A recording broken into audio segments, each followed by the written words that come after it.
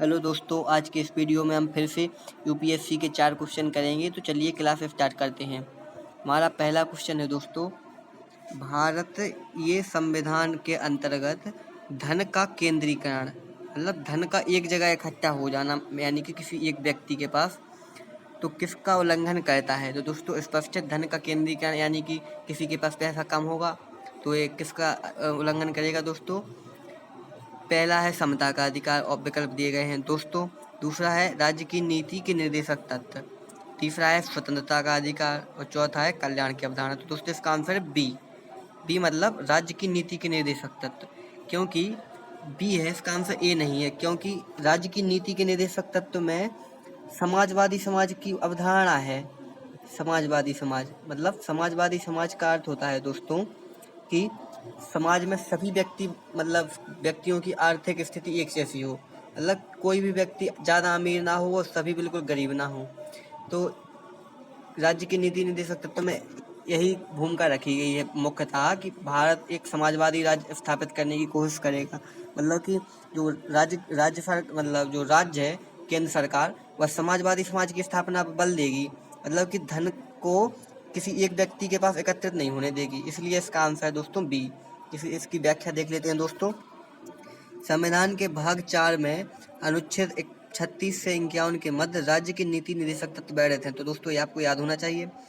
और भाग 4 के ही अंतर्गत अनुच्छेद 39 के खंड ग में प्रावधान है कि राज्य अपनी नीति का इस प्रकार से संचालन करेगा कि धन और उत्पादन के साधनों का सर्वसाधारण के लिए अहितकारी संकेंद्रण ना हो, मतलब कि किसी भी व्यक्ति के पास ना हो। ये आप बिल्कुल ही सीख लीजिए, क्योंकि डीपी राज्य की नीति निर्देशक तत्व का मतलब ही है कि धन एक जगह केंद्रीकृत नहीं होगा। मतलब इसमें राज्य को निर्देश दिया गया है, मतलब राज्य है जैसे राज्य को क्या दिया गया है, निर्देश। मतलब नीति निर्माण में जो संविधान ने दिया है राज्य को निर्देश नीति निर्माण में कि आप समाजवादी समाज स्थापित कीजिए, यानी कि किसी भी व्यक्ति के पास धन का केंद्रीकरण मत होने दीजिए। दोस्तों नेक्स्ट क्वेश्चन देख लेते हैं हम अपना। नेक्स्ट क्वेश्चन क्या है हमारा?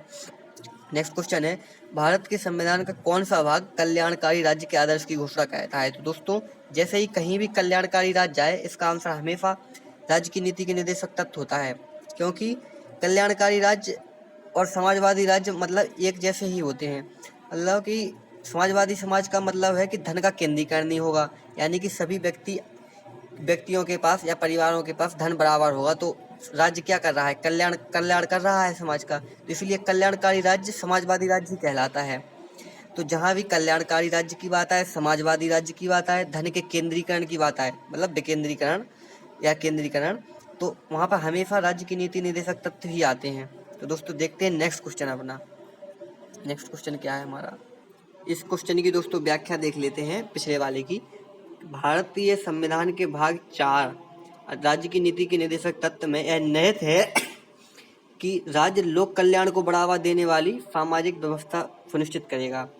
राज्य ऐसी सामाजिक व्यवस्था की जिसमें सामाजिक, आर्थिक और राजनीतिक न्याय मतलब एक सुनिश्चित करने का प्रयास करेगा। सामाजिक राजनीतिक न्याय का मतलब होगा दोस्तों, यह सामाजिक न्याय का मतलब है, सामाजिक न्याय मतलब जो दलित हैं, जो निचली जातियां हैं, उनके साथ न्याय करना। आर्थिक न्याय का मतलब होगा दोस्तों कि गरीब हैं जो, मतलब अर्थ मतलब पैसा, गरीब हैं जो पैसे से, उन्हें पैसे से अमीर बनाना, मतलब कि पूंजीपति और गरीबों के मध्य अंतर कम करना। राजनीतिक न्याय मतलब निचली जाति हैं, वोमेन्स हैं, उनको राजनीति में प्रवेश करना, ये राजनीतिक न्याय है। ये एक टाइप से समाजवाद ही कहलाता है दोस्तों। न्याय जहाँ भी हो समाजवादी स्टेट ही कहलाता है।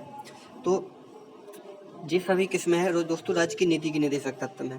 तो दोस्तों अब नेक्स्ट क्वेश्चन देख लेते हैं हम अपना। नेक्स्ट क्वेश्चन है, भारत के संविधान के भाग 4 में अंतर्विष्ट प्रावधानों के संदर्भ में निम्नलिखित कथनों में से कौन सा सही है? वे न्यायालयों द्वारा परिवर्तनीय होंगे। मतलब जो पहला कथन गलत है, क्योंकि जो राज्य की नीति निर्देशक तथ्य है वो न्यायालय द्वारा परिवर्तनीय नहीं है, इसलिए पहला कथन गलत है।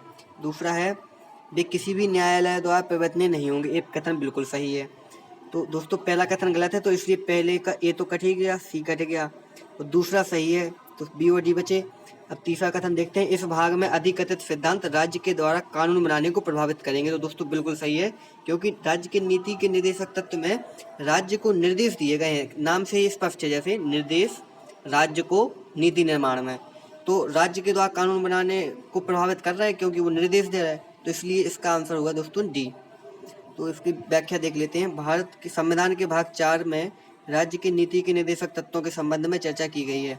अनुच्छेद 37 में प्रावधान है, मतलब अनुच्छेद 37 में, कि किसी न्यायालय द्वारा प्रवर्तनीय नहीं होंगे। मतलब आपको बहुत ही याद कर लेना चाहिए। और फिर भी इनमें अधिकथित तत्व देश के शासन में विधि बनाने में लागू करना राज्य का कर्तव्य होगा। यानी राज्य जो विधि बनाएगा, कानून बनाएगा, उनमें राज्य के नीति निर्देशक तत्व की भूमिका अवश्य रहेगी। तो दोस्तों ये है राज्य की नीति निर्देशक तत्व। तो दोस्तों आज की क्लास यहीं पर समाप्त करते हैं। मिलते हैं नेक्स्ट वीडियो में।